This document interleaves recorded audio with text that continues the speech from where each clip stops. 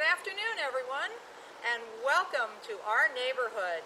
I'm Honey Beck, and our special guest today is Dr. Michael Schneider. He is with the Arrowhead Recreation Center, and we are standing in front of the old groomer. Dr. Schneider, would you explain to us what the purpose of this is? Well, this machine is an old thiokol groomer. In fact, I'm going to probably date myself a little bit here, but when I started skiing around the late 60s and 70s, this was exactly the kind of groomer that I remember. And so it is of that vintage. And basically what these machines do is they manicure the ski and riding slopes. They are very powerful. You can see it has a very wide track on it, which enables it to go up very steep slopes in the snow in all kinds of conditions. And on the rear, which is not attached at the moment, but later on we can take a look at some of the attachments like this. When they're attached to the rear, these implements can manicure the slope. We can deal with ice conditions that build up. We have special rollers which we can put on the back that can also deal with powder conditions and basically make it so that the slope is able to be skied on or boarded on. So this machine is one of the many machines, you'll see a couple of them later on that are sitting here on the side, which we have basically utilized since about 2002 when we reopened Arrowhead.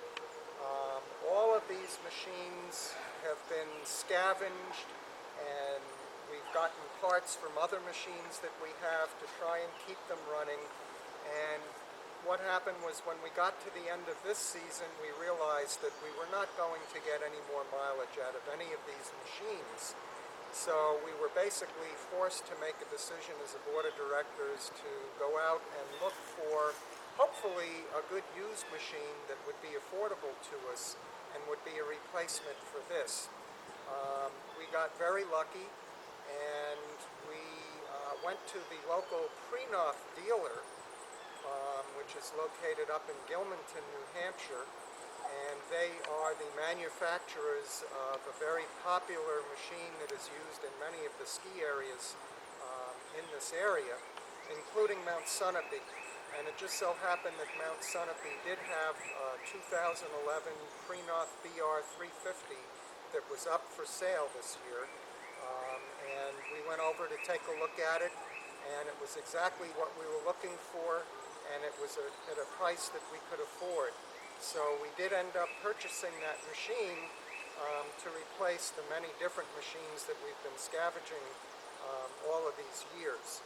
And so we're really looking forward to this season because now we're going to be able to provide the kind of surface that all of the major ski areas provide, namely a nice corduroy surface in all kinds of ski conditions. So we hope you'll all join us this year for some great skiing and riding, and even in the tubing area, because the machine that we have will be able to fit into the tubing lanes, and we'll be able to groom that as well. So come and join us for a great season of skiing and riding at Arrowhead with our new groomer, which, although it's being stored at Sunapee, hopefully within the next couple of weeks or certainly within a month or two, we'll be able to house here and we'll be able to use next season. We are standing here at the Arrowhead Boneyard with the different equipment that Dr. Schneider and all the volunteers at Arrowhead have been trying to cobble together for the last many years, and I'm going to let Dr. Schneider explain exactly what each machine is and what it does and what he's had to do to it. Well, if we take a look, we can see that this is another snow groomer. Again, the vintage is very, very old, and most of the parts have been taken off it. As you can see, the blade that was on the front is gone, and this side in particular, if you can tell, the rubber tires are on. This is actually how it looks before the tracks go on. And one of the problems we were having with this machine, which we actually used this year, if you can believe it, was that the track kept coming off. So again, this is one of the machines that we'll be replacing. It did service for many years. It belonged to one of the volunteers and one of the main people who was the general manager, namely Spencer Allen. And it just got to the point where we couldn't use it anymore. And over on this side, we can see some more of the machines that basically we're going to be replacing with the one good machine that we have. This is a small sort of sidewalk snowplow, the kind of thing that you might see the city using to clear sidewalks. And this one is still operable. We've basically been using it to move around the snowmaking. So we may keep this one because it's still operable, but behind it is another one similar, and that one is totally inoperable. And what you can't see is there's even yet another snow grooming machine off in the woods. We were basically using that for parts, and again, we're just really, really happy to be able to have the new machine this year. It's going to be much more reliable. You know, we're not going to have to get up in the morning when we need to be doing grooming and wondering, gee, is it going to start up this morning? Is the track going to stay on? So we're going to be in a much better position this year.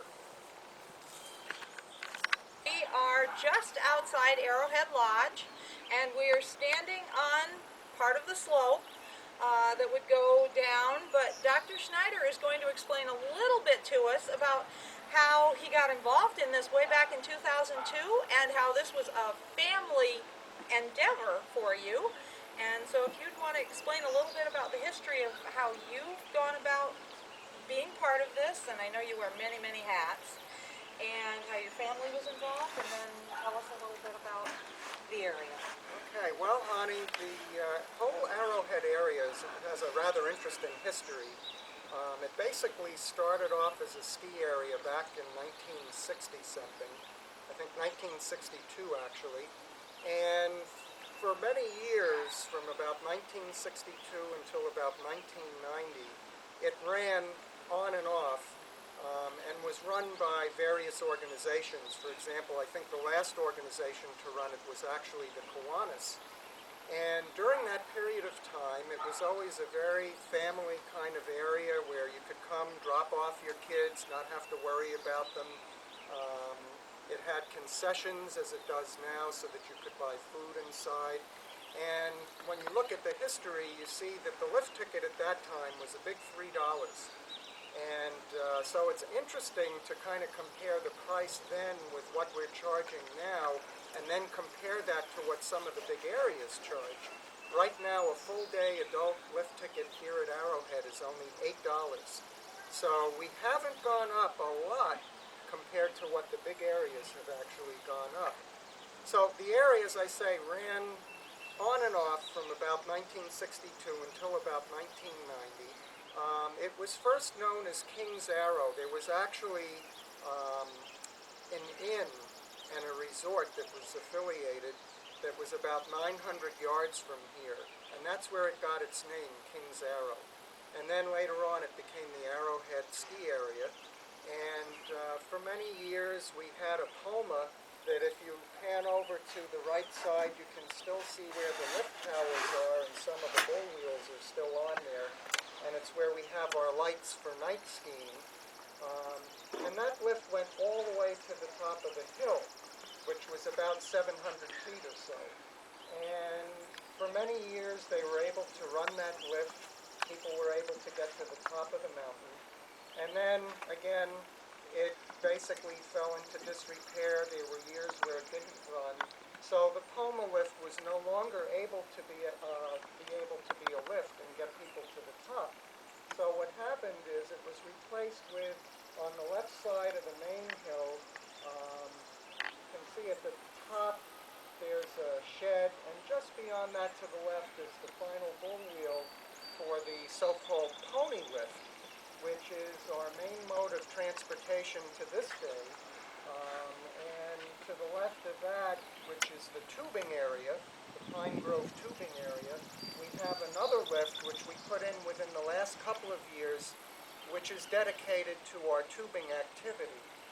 So at this point, the main area is consolidated all on the lower part of the hill, except for when we have enough snow. We've had a couple of times over the last few years since we reopened in 2002 where we were able to take the groomers up to the top and have so-called snowcat skiing, which is a very unusual thing for the East. Usually you associate snowcat skiing with places up in British Columbia and Canada, or certainly out west, but not in the East.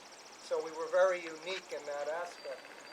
So in terms of the history, around 1990 or so, basically due to the weather changes and the inability to make snow, the area closed down. And it was dormant for a long time, and in fact it's still listed. If you go to the site for the lost ski areas of New Hampshire, or NELSAP online, you'll find that Arrowhead is still listed there, and it was basically dormant for a very long time until about 2002. Spencer Allen decided that we could reopen this area and bring it back. And he basically, with his dad, Chuck Allen, did a lot of work that had to be done. They had to cut and brush cut the face. They had to refurbish the pony lift. But they did all of that, and they got it running. And 2002 was the first season that Arrowhead reopened. And basically what happened is they formulated a volunteer club, and that's known as the Arrowhead Recreation Club. And it's an all-volunteer club, nonprofit organization, and they recruited quite a number of members. And that first season we were able to run the area. We were able to get the concessions going on the inside of the base lodge again. And we even had some rentals that we had available for people who needed to rent skis and rent boots. And then from there on, we did a lot of updating. We had a pretty successful year, and so even though we were donated some skis and some bindings from Sunapee, what we found is that in order to have those indemnified by the insurance company, we had to purchase our own bindings. So the first year that I was involved, they were looking for a director of the rental shop. So my first job was to take all 150 pairs of bindings off of all of the skis, refill all of the holes, and then put on all of the new bindings. Of course, I had to become a certified binding technician in order to do this, so I did that. And basically was able to run the ski shop and have available rentals for kids who were very, very short, all the way up to the tallest adult. And over the years, we've been able to get newer boots, bindings, skis, snowboards, snowboard boots, and we've been very successful. I keep track of it as the director of the shop. Every year we've been able to do more and more rentals, and so we've been very successful that way. And then several years into it, maybe around 2005 or so, if I recall correctly, the decision was made to offer the tubing.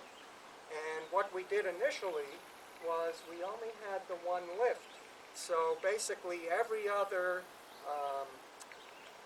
pull, if you want to call it that, on the lift was replaced with a special pull that we were able to loop the tube loop over so that we could pull the tubers up the hill. But the disadvantage to that was that when they got to the top of the hill to unload, we had to stop the lift, let them unload, so anybody else who was on there for skiing and riding also had to stop on the lift. So this was okay for the first year.